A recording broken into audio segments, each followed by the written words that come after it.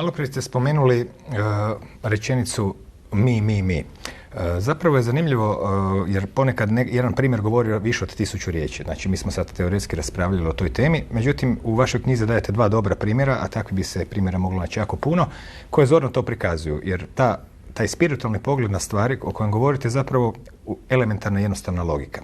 Primjerice, spominjete jednog čovjeka koji je rekao da on jadan ostavljen, da bi se ispostavilo da ga je samo cura ostavila, ali ga nisu ostavili mama, tata, djeca ni drugi, znači on zapravo i nije bio ostavljen, samo mu se činilo.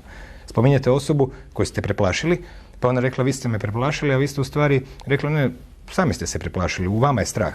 Ovo što ste čuli su samo senzacije, zvuk i tako dalje. Zašto je to vas uplašilo, ja ne znam. Drugim riječima, takvi primjeri pokazuju na koji način mi ne primjenjujemo čistu logiku u životu.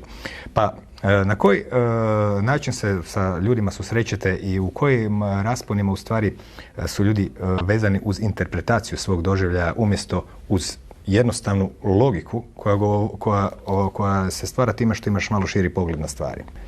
The main problem is a lack of willingness to step away from their previously held cultural story about who they are, the reason for life, why things are the way they are, what things are scary, what things are not okay.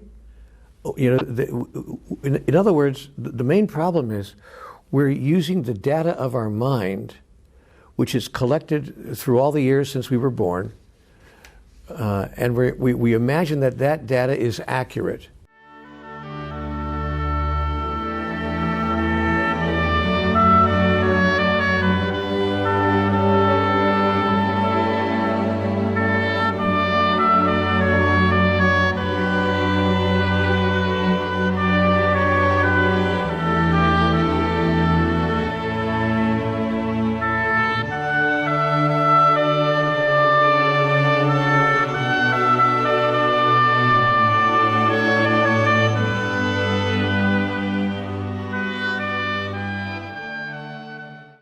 Let me give you a perfect example. I have a friend whose name is Byron Katie, and Katie calls herself by her last name. And Katie's a marvelous human being, and she tells the story of how she was in one of the big cities in America, and some man pulled her off the street, pulled her into an alley, and he pulled a gun on her. And he said, give me all of your valuables. So she gave him her watch, and she gave him her ring, and she gave him the money she had in her handbag. But she was looking directly into his eyes, and she wasn't afraid of him. And he looked at her and he said, you know, I'm really sorry that you've gotten such a good look at me, because I'm going to have to kill you, because you see who I am. You haven't looked away. You've looked right in my face.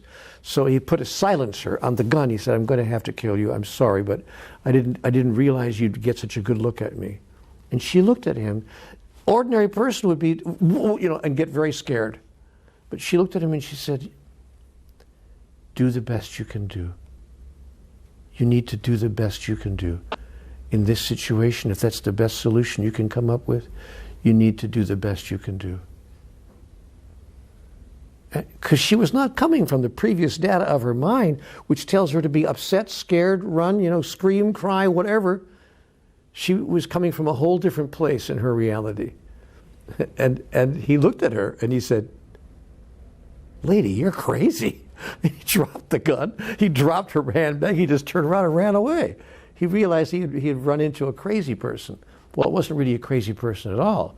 It was, as you say, a very logical, oriented person who was clear about what is so and what is not so. So here's the answer to the condition we find ourselves in. We have to decide, we have to commit to expanding our understanding so that we come to great clarity about what is really true, what is so, and what is not so. Katie developed a whole process around this, which she calls the work. And when we confront any situation in our life, we're invited to engage the process that she calls self-inquiry, in which we ask ourselves 3 important questions. 1, is it true? Is it really true? What you think is true? Number 2, how does it make you feel when you think that it's true? And number 3, what would change for you if you thought that it wasn't true? Those are very important, intriguing questions. When human beings begin to engage that kind of logical process, that kind of thought system, to say nothing of some of the solutions that a spiritual point of view, the point of view of the soul that I often talk about, bring to us.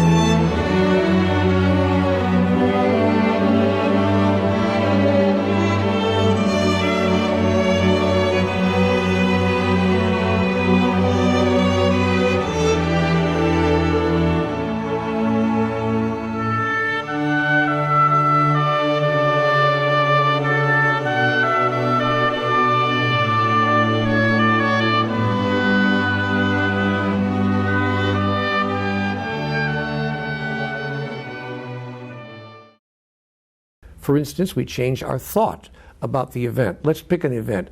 Let's say the event is somebody pulls a gun on you.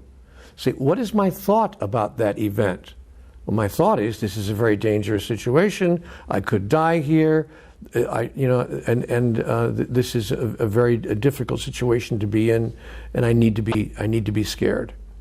But we can change that thought when we change our truth about the event. Someone pulls a gun on you, and truth comes in three brand names, I could call it, at the truth store. You can buy into the imagined truth, or you could buy into the apparent truth, or you could buy into the actual truth.